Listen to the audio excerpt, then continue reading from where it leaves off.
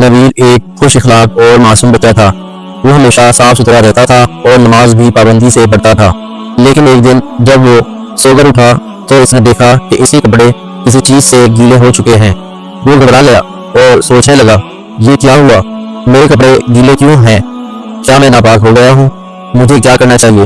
اس کو کچھ سمجھ نہیں لگا۔ وہ دوڑ کر اپنی امی کے پاس گیا اور پوچھا، امی جان میرے کپڑے گیلے ہو گئے ہیں لیکن مجھے نہیں معلوم یہ کیسے ہوا، میں کیا کروں؟ کیا میں ناپاک ہو گیا ہوں؟ امی نے نبیل کو اپنے پاس بٹھایا اور پیار سے سمجھایا، بیٹا جب بچہ بڑا ہونے لگتا ہے تو اس کے جسم میں کچھ قدرتی تبدیلیاں آتی ہیں۔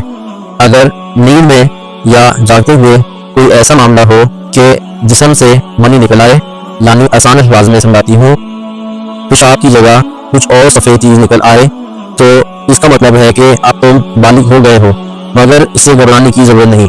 اس حالت میں غسل کرنا ضروری ہوتا ہے تاکہ تم پاک ہو سکو۔ غسل نہانے کو کہتے ہیں۔ مسلمان جب نہاتا ہے وہ اچھے طریقے سے نہاتا ہے اور اس کو غسل کہتے ہیں، جبکہ عام انسان جو اپنا جسم گیلا کرتا ہے وہ صرف نہاتا ہے، وہ غسل نہیں کہلاتا۔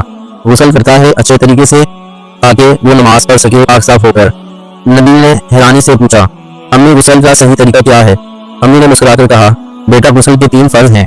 نمبر 1 کلی کرنا اور غرارے کرنا تاکہ منہ اچھی طرح صاف ہو جائے۔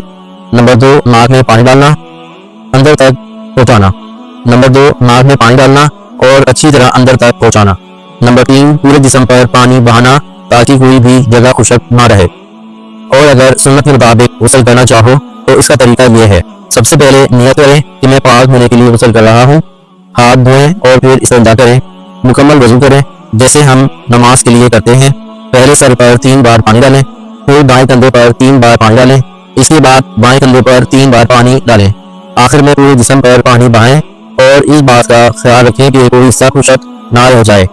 نبیل نے غور سے سب کچھ سنا اور خوش ہو کر بولا، امی میں سب کچھ سیکھ لیا، اب میں ہمیشہ پاک صاف رہوں گا اور جب بھی غسل کرنا ہوگا میں سنت کے مطابق غسل کروں گا۔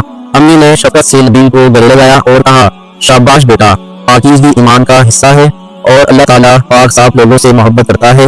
اب نبیل کو معلوم ہو گیا تھا کہ کب غسل کرنا ضروری ہوتا ہے اور کیسے کرنا چاہیے۔ اس نے فیصلہ کیا کہ وہ ہمیشہ پاکیزگی کا خیال رکھے گا اور اپنے دوسرے دوستوں کو بھی اس بارے میں بتائے گا۔ امید کرتا ہوں کہ اس کہانی سے آپ کو کچھ نہ کچھ سیکھنے کو ملے گا۔ کہانی اچھی لگی ہو تو آگے شیئر کریں، چینل کو لائک کریں اور سبسکرائب کریں۔